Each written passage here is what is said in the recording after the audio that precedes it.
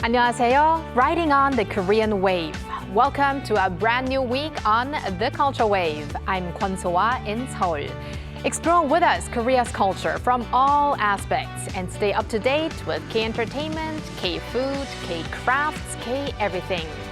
And joining me today is our co-host Walter Lee. Hello, Walter. Hello, Soa, and hello to our viewers at home here. Walter Lee here to co-host alongside Soa and to give you your daily dose of K-Enter news.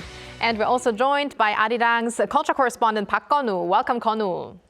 Thank you for having me, and also a big hello to all of you around the world. I'm Park Konu, culture correspondent at Arirang News, and I have some interesting news just for you as well, so stay tuned. So today, Konu, we're going to talk about actually one of my favorite shows on Netflix, Culinary Class Wars. And the initial episodes of season 2 have been released, I think, around 2 weeks ago. Right. And it looks like the show is topping global charts and the popularity internationally is still growing. So first off, how popular is it right now? Yes, so this show, your favorite, my favorite, everyone's favorite. The second season of Culinary Class Wars topped the Netflix's non-English TV show segment charts following the release on December 16th. And during the third week of the month, the show recorded 5.5 million views, ranking first on this chart. And this marks the second consecutive time the show has topped the charts after its first season held the #1 spot for 3 straight weeks in 2024. In countries including South Korea, Taiwan, and Singapore, the show ranked #1 across all programs, while it was on top 10 in other countries too, especially among East Asian countries. And domestically, according to Fundix, a data analysis company, the show also topped the combined TV and OTT rankings for both dramas and non-dramas during the third week of December. And during the press conference I attended earlier this month, I was able to see just how sincere these chefs are about cooking, helping me understand why viewers are so deeply immersed in the show, as the participants demonstrated a strong willingness to respect one another and engage in fair, good-natured competition. I got to meet 99 contestants. No matter what they say about me, I just wanted to respect their lives and skills. I hoped they would make food for the happiness of more people, and because every single person is precious, I wished everyone the best of luck. I also joined the show not only as a personal challenge, but also because I wanted to introduce Korean traditional liquors to the world. So rather than seeing it simply as a competition, I hope viewers will pay close attention to the philosophy and stories each chef brings. And Konu, I actually hear that the collaborations between retail industries and also the chefs on the show is actually quite popular.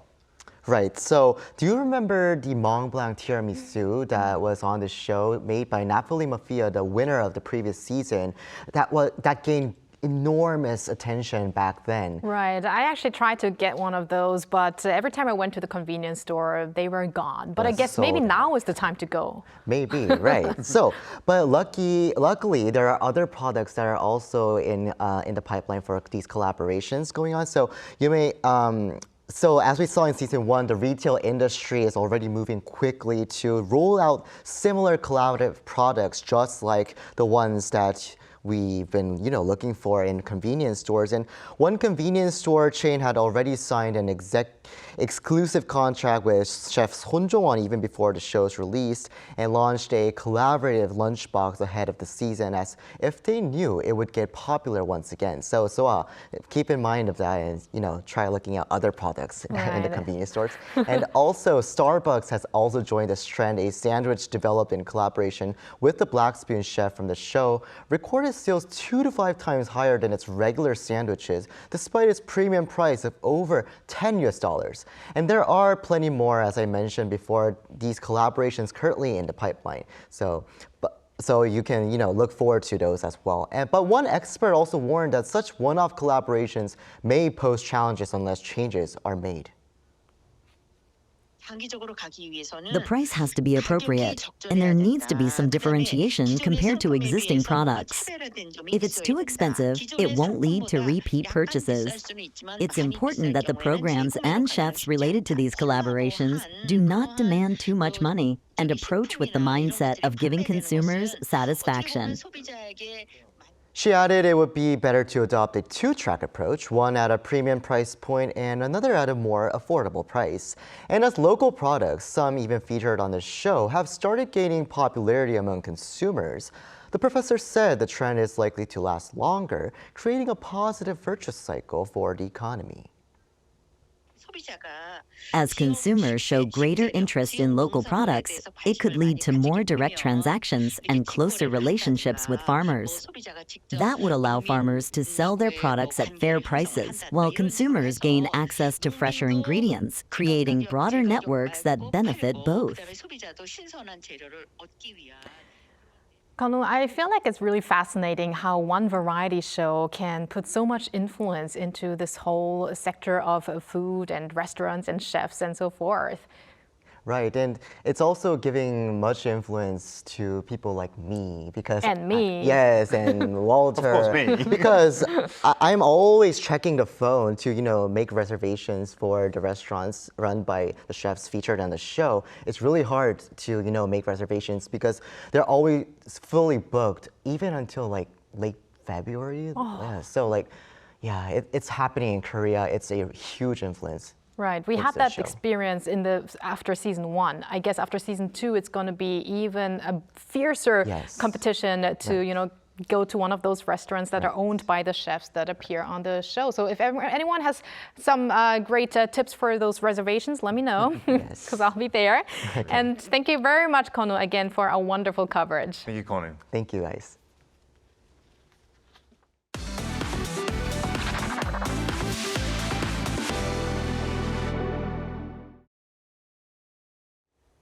And time now for our daily dose of K-Enter News with Walter Lee.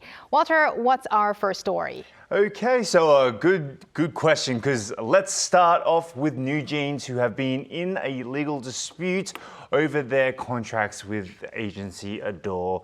Now, the girl group member, Hanni, has agreed to return to the company, and it has notified Danielle of the termination of her contract and plans to pursue responsibility for her departure from the group. Now, on Monday, ADOR said that Hanni has decided to resume activities with the group and the agency in accordance with the court's rulings. The court did rule in favor of ADOR. The company added that in Danielle's case, though, it concluded that continuing their working relationship as a NewJeans member and ADOR artist would be quite difficult, and therefore issued notice on the same day terminating her exclusive contract. Many fans are probably very confused right now about the happenings.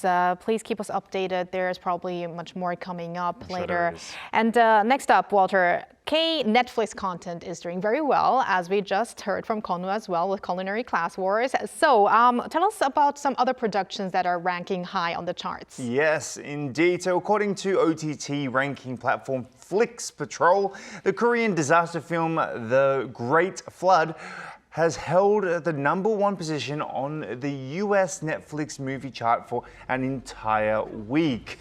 Now, since its global release on Netflix on December 19th, the film has remained on the top of the US rankings for 7 consecutive days.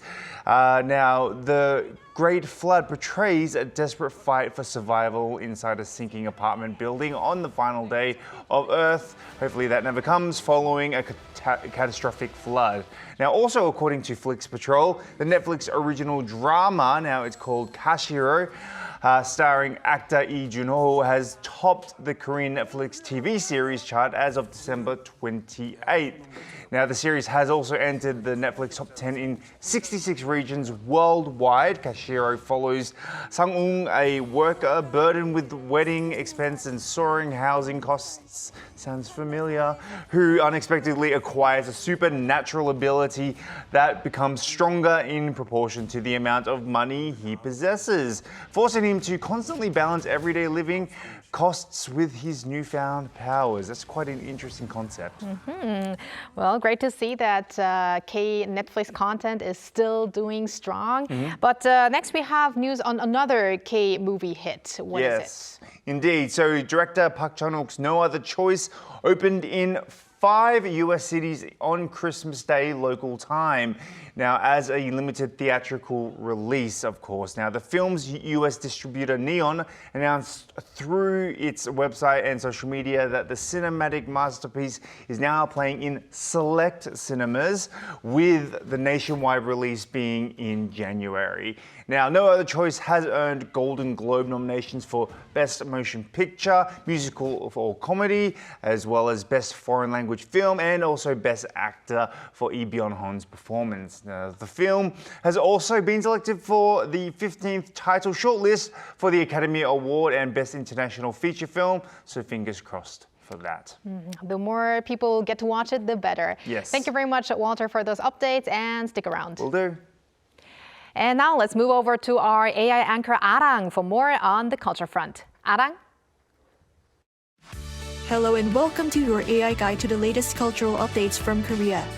Here's our top story. Leisure life satisfaction among South Koreans has climbed to its highest level on record, with more than 6 in 10 citizens expressing contentment with how they spend their free time. According to a joint national survey on citizens' leisure activities by the Culture Ministry and Korea Culture and Tourism Institute, 64% of respondents said they were very satisfied, or somewhat satisfied with their leisure activities. That marks a 2.4 percentage point increase from last year, and the highest reading since the government's data was first recorded in 2016. Average monthly leisure time rose slightly from 3.7 hours to 3.8 hours, while participation in activities such as sports and cultural or artistic pursuits also increased. The survey showed that more than half of Koreans enjoyed their leisure time alone. An exhibition showcasing Gwanwoltang, a Joseon-era architectural structure returned from Japan after a century, is underway in Gyeongbokgung Palace. The exhibition traces the journey of Gwanwoltang, a late Joseon wooden building believed to have served as a royal shrine. The structure was taken to Japan during the Japanese colonial period and was repatriated to Korea in June this year. This marks the first time a Korean architectural heritage site removed overseas has been fully recovered in its original form. The exhibition highlights the historical significance of the restitution process, with major structural components of the dismantled building on display. It runs through January 26th, free to all visitors to Gyeongbokgung Palace. More than 320,000 visitors flocked to the Santa Festival in Imsi, Jeollabuk-do Province, which transformed the cheese-producing county into a festive winter destination. According to Imsi County, an estimated 323,000 people attended the 4-day event, which kicked off on Christmas Day at the Imsi Cheese Theme Park. The festival blended Christmas cheer with hands-on activities, featuring a Santa parade, Santa costume contest, snowball fights, cheese curling, and more. Local officials plan to further develop the Santa Festival into one of the region's flagship cultural events. That's all from me. Stay tuned to the Culture Wave.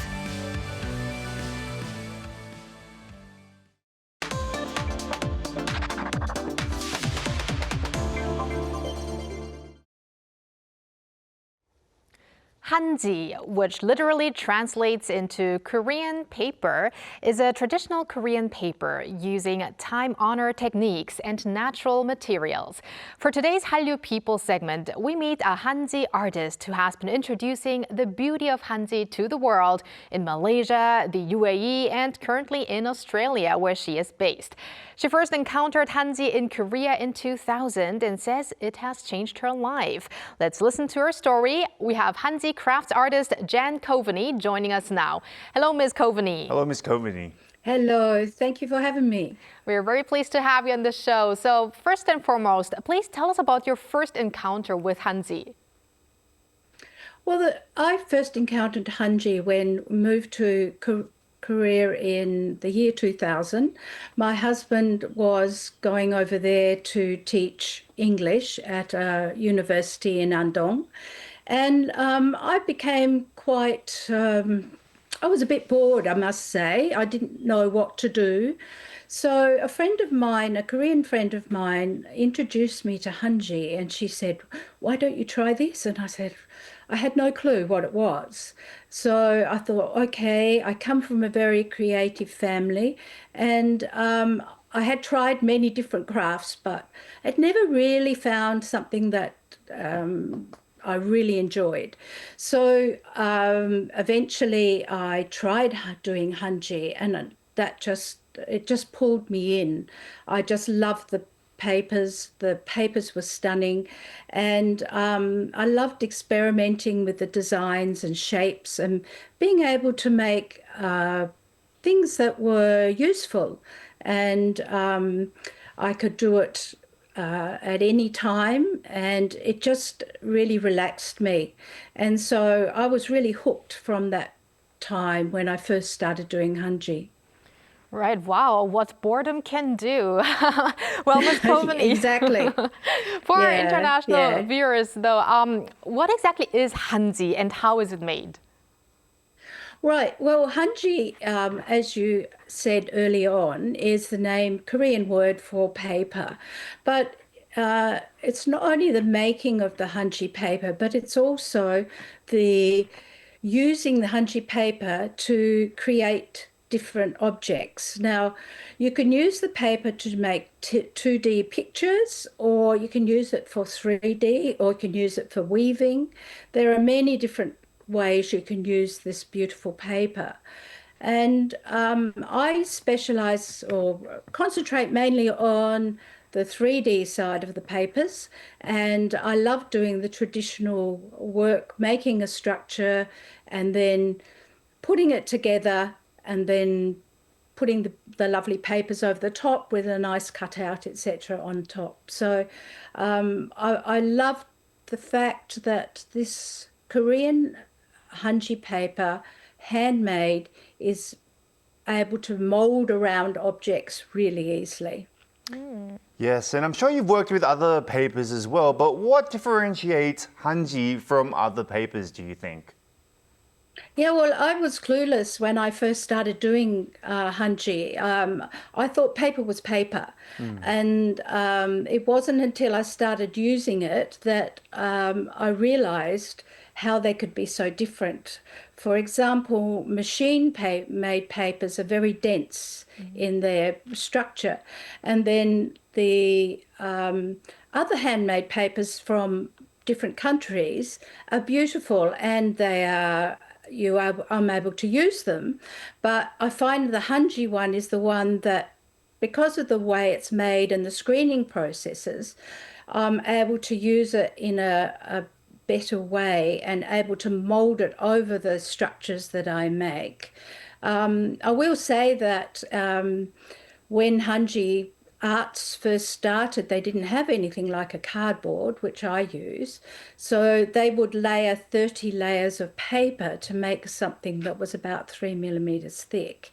And that would then be used to mold into a particular shape and then made into objects. And some of the objects in museums these days are over 100 years old.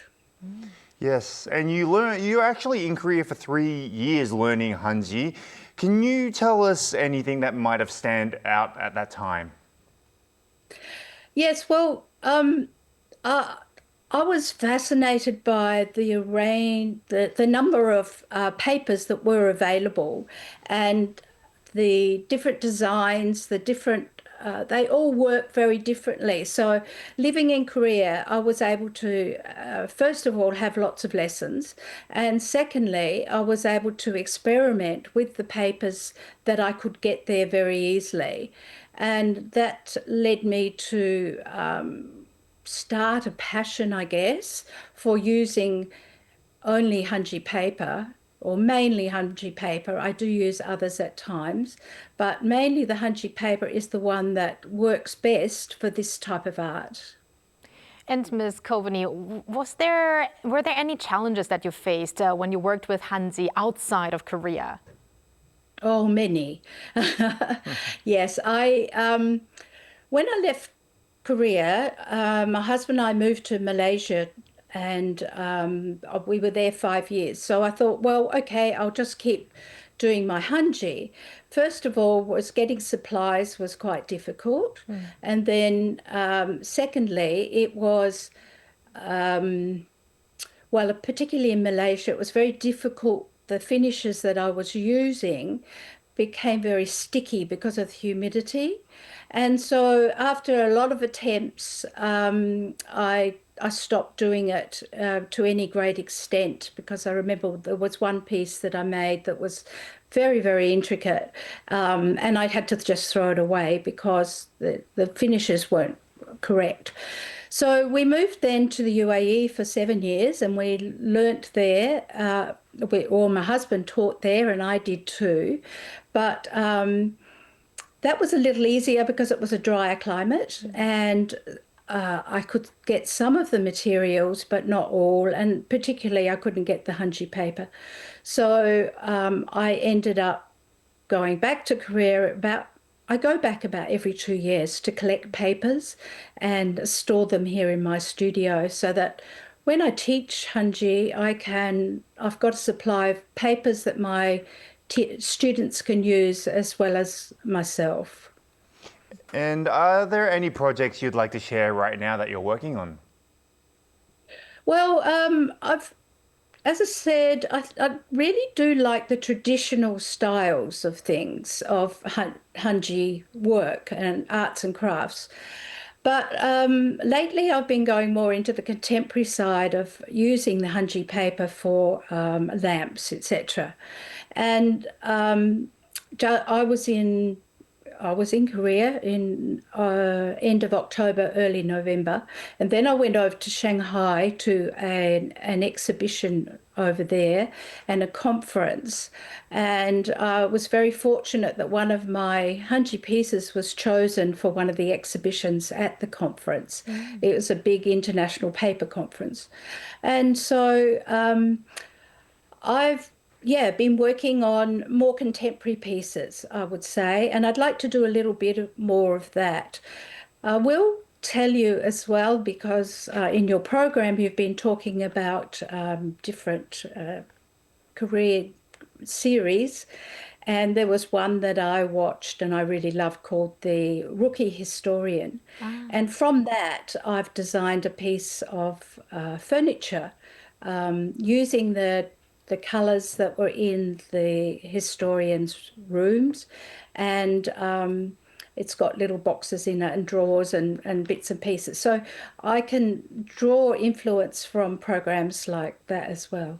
Oh, that's very interesting. And I understand you also look to very many traditional Korean patterns and paintings for inspiration. So is there any particular style you're especially drawn to these days? Well, as I said, I still love the old paintings, and the Korean paintings. The style mainly from the Joseon dynasty, because those pieces that are made or were made at that time are very interesting to me. But I love all that style, and what I've done in a lot of instances is actually take some of the very old paintings. I can show you a piece here. And I put it onto hanji paper. I print it onto the hanji paper in a certain way, and then I use it in different designs. Beautiful. So it's just a different way of using the hanji paper and getting those beautiful pictures onto my items. I love that. It's amazing that you have been able to promote hanji globally, but what are your hopes for the future with hanji? Oh, my hope is that more people will know how fabulous it is. I must admit, when I came back to Australia, I said to people, well, I do hanji, and everybody looks at me and says, and what's that? And so I then explain it to them. So since I've been back, I've been keeping a social media presence. I've been keeping a website. I've been having exhibitions. I try to promote myself as much as possible, and at the moment I'm writing a book on hanji because there is nothing in English about hanji. So there are a couple of books on hanji, but that's more the other side, which is the making of the paper, and not so much about the arts and crafts. So I'm coming to Korea again in May, and I will be going specifically just as a research trip and visiting other hanji artists and having a talk to them about the history of the hanji arts and crafts and different topics that I will include in the book. Ms. Coveney, is that book actually going to have, is it going to be made of hanji, maybe the cover? I haven't thought about that, but that is very much a possibility. Okay, well, thank you very much for connecting with us today and telling your story, and especially for spreading the beauty of Korea's hanji to the world. So maybe next time when you do come to Korea for preparing for your book or for preparing for your materials, maybe we could see you in person. Thank you very much today. Thank you very much. Okay, well, thank you so much for having me. It's been lovely. Thank you. Thank you. Bye. Bye. And thank you, Walter, as always. We're going to see you back here tomorrow. I'll see you tomorrow. Thank you for spending the past half an hour with us on the Culture Wave. Please join us again tomorrow on Tuesday at 2 p.m. Korea time, and maybe one day here in Korea.